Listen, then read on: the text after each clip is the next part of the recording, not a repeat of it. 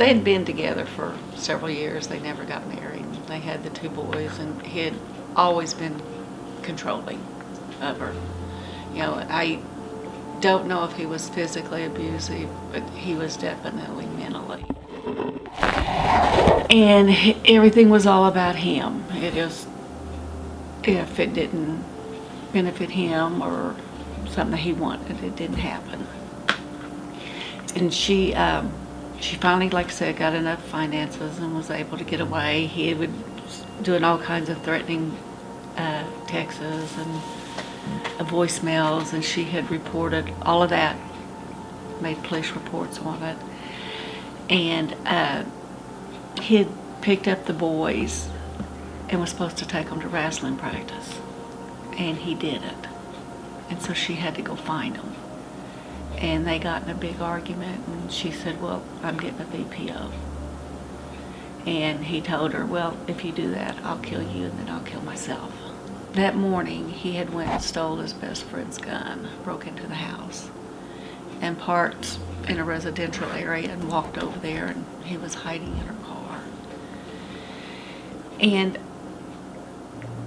he called her, and the only thing we can think of to get her out of the clinic is he said he had the boys, because she ran. She didn't take her purse or anything.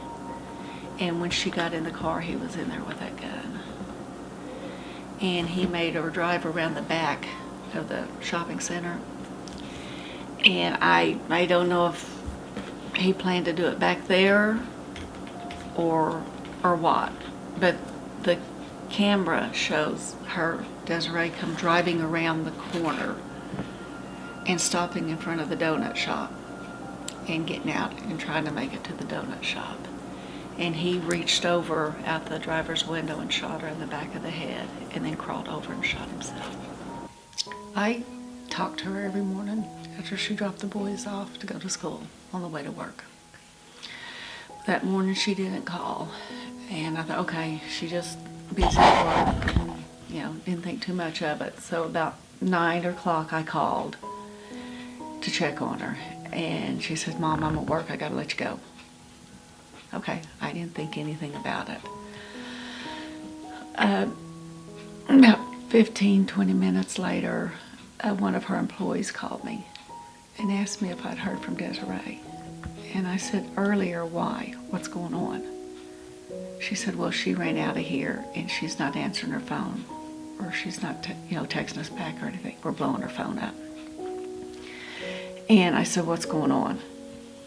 And she said that down at the end of the shopping center, it was all taped off, and people were saying it was a murder-suicide and they were scared.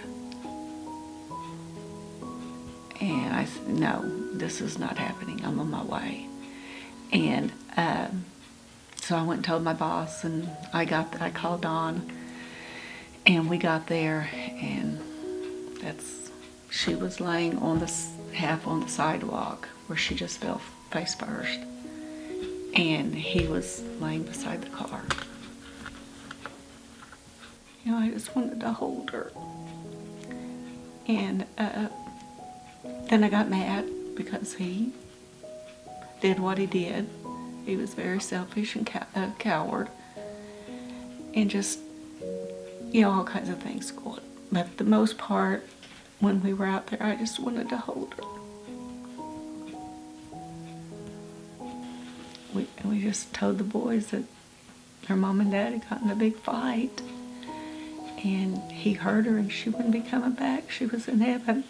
We talked about her a lot, and if they have any, we let them know the door's always open if they have any questions. And they do, we answer them. But we're always, we talk about her, and they talk about her, because we're not going to let her go, away from their life. This is something she would want done, just to, if it could help somebody. And, you can't stay in a relationship like that.